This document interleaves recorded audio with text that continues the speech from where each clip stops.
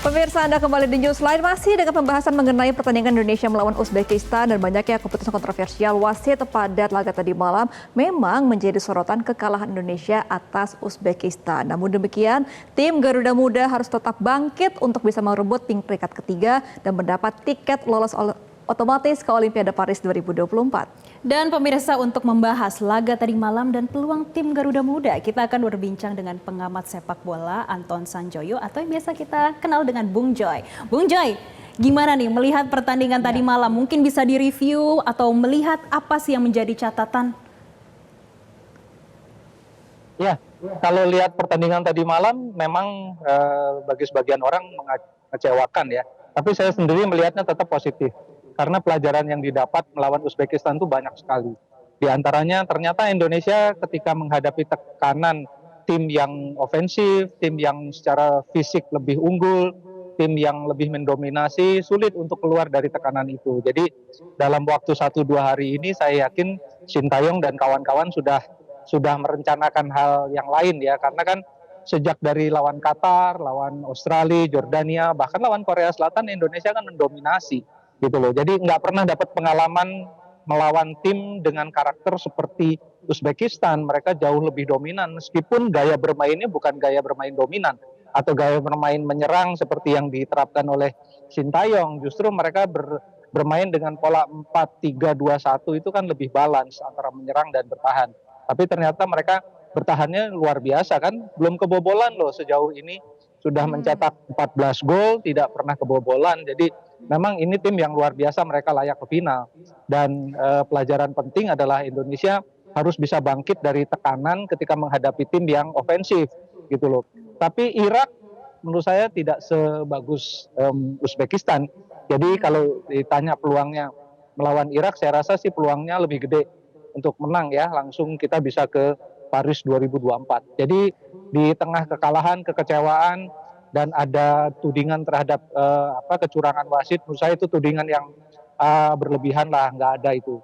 Jadi harusnya sih kita tetap legowo dan mengatakan bahwa oke, kita akan bangkit melawan Irak dan menang, lalu kita akan ke Paris 2024. Kayaknya sih itu jauh lebih positif daripada mengingat-ingat kesalahan-kesalahan wasit yang menurut saya by rule dia benar, by far dia benar gitu loh. Jadi nggak perlu lagi lah dipersoalkan. Kita tutup yang kemarin, kita buka lagi lembaran baru untuk menghadapi Irak. Kira-kira begitu, Gemma, Jessica. Oke, tapi secara performa nih Bung Joy dihadapkan dengan Uzbekistan yang mungkin secara fisik lebih kuat tadi kata Bung Joy ya. Tapi untuk lini tengah sendiri di Garuda Muda, apakah memang terbilang underperform nih semalam? Karena kan dibilang beberapa publik mengatakan bahwa Ivar dan juga Nathan kurang nih performanya tadi malam. Enggak, begini. Jadi memang saya amati Uzbekistan ya sejak penampilan pertama mereka. Itu mereka memang menggunakan pola yang balance seperti saya bilang tadi 4-3-2-1. Artinya sebetulnya mereka punya 5 gelandang di tengah. Dan saya mencatat statistik mereka juga ketika mereka bermain di lapangan tengah, mereka banyak sekali melakukan intercept, mereka banyak melakukan tackling yang bersih. Ya Anda bayangkan sebelum semifinal mereka hanya mendapatkan 2 kartu kuning, tidak ada kartu merah. Artinya sebetulnya permainan mereka bersih dan sangat profesional. Sehingga dari 12 gol sebelum semifinal, mereka bisa melesakkan 7 kalau tidak salah, 7 atau 8 gol yang dimulai dari intercept di lini tengah. Jadi mereka merebut bola secepat mungkin dari penguasaan lawan. Dan itu yang kemarin tidak bisa diantisipasi oleh pemain-pemain Indonesia. Memang kualitas pemain Indonesia setara, tapi dalam determinasi, dalam respon ketika kehilangan bola, transisi, kalah di semua lini gitu loh. Jadi bukan berarti bahwa Indonesia mainnya jelek, enggak, memang Uzbekistannya yang bagus. Nah inilah yang harusnya jadi evaluasi bagi Sintayong dan kawan-kawan ya, karena menurut saya dengan situasi seperti itu, pelajaran yang didapat adalah kalau melawan tim seperti Uzbekistan, harusnya sudah ada plan B, ada plan C-nya, karena kemarin menurut saya memang ada rencana bertahan pasti karena melawan tim yang secara kualitas sedikit di atas Indonesia. Tapi rencana bertahan itu tidak bisa bertahan terus kan, harus ada misalnya rencana serangan balik, rencana bagaimana keluar dari tekanan kemudian memulai serangan mau dari kiri atau dari kanan atau dari poros. Nah itu yang menurut saya kemarin tidak ada yang berhasil, dan Indonesia tidak ada pemain yang katakanlah yang bisa keeping bola agak delay, kemudian dia membiarkan pemain lawan mengerubuti dia, kemudian dia melepas bola kepada pemain yang bebas. Nah, ini yang kemarin tidak saya lihat di kubu Indonesia.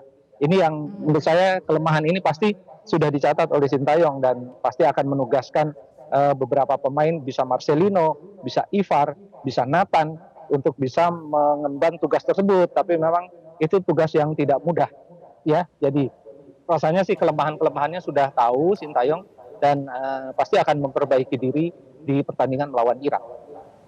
Ya, Bung Joy, kalau tadi berbicara terkait bagaimana pertandingan tadi malam dan juga evaluasi, kalau diperlukan strategi yang lebih kuat untuk selanjutnya menghadapi Irak. Tentunya Bung Joy, kita juga ingin mengetahui nih, sepengamatan Bung Joy, ini anulir gol Ferrari, apakah benar membuat mental Garuda Muda tadi malam langsung drop? Iya, kelihatan betul itu. Jadi memang setelah dibombardir serangan kan di babak pertama, lalu di babak kedua juga Indonesia belum bisa keluar dari tekanan, tiba-tiba bisa cetak gol.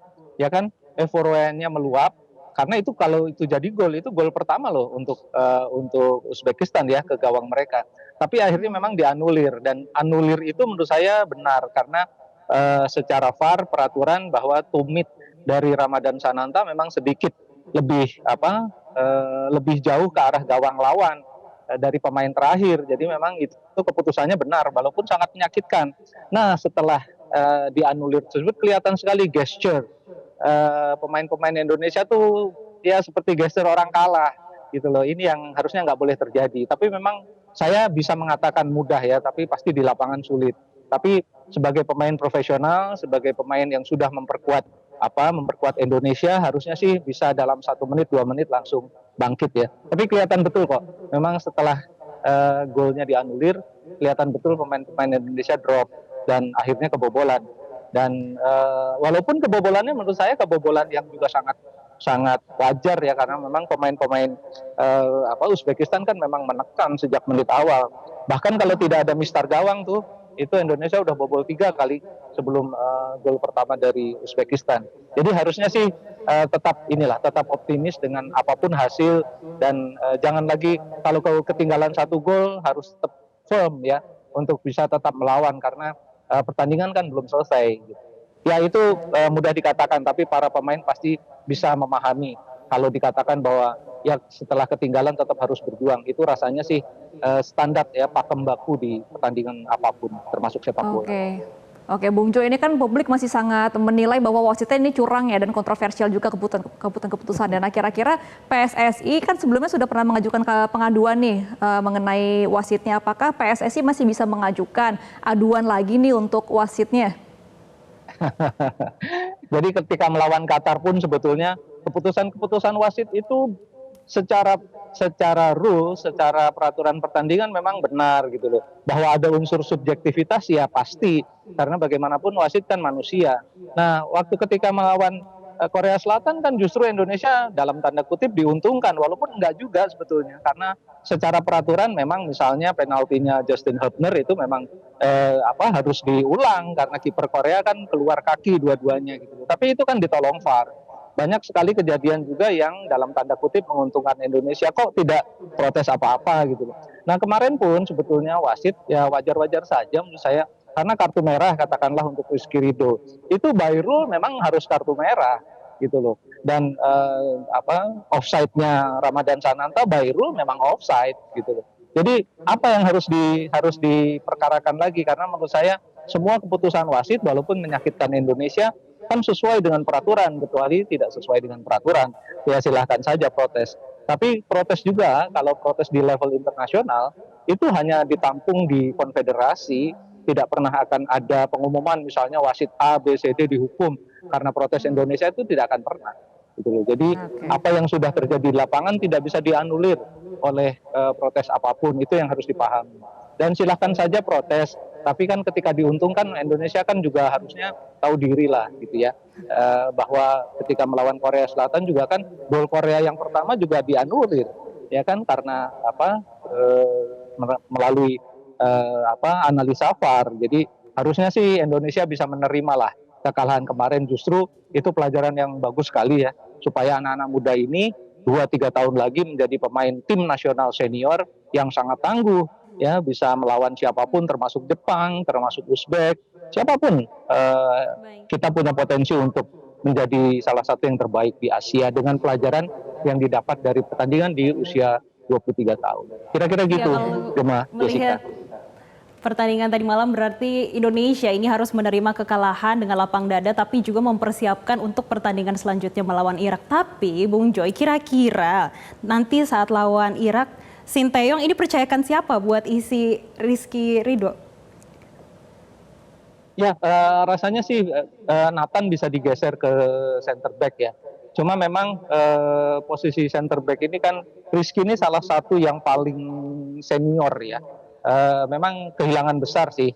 Untungnya ya, Rafael Struijk udah bisa balik dengan 1 kartu merah, kan dia mendapatkan 1 hukuman. Tapi di belakang menurut saya permutasi dan kombinasi pemainnya masih bisa dilakukan oleh Sintayong. Jadi kehilangan Rizky itu memang kehilangan figur.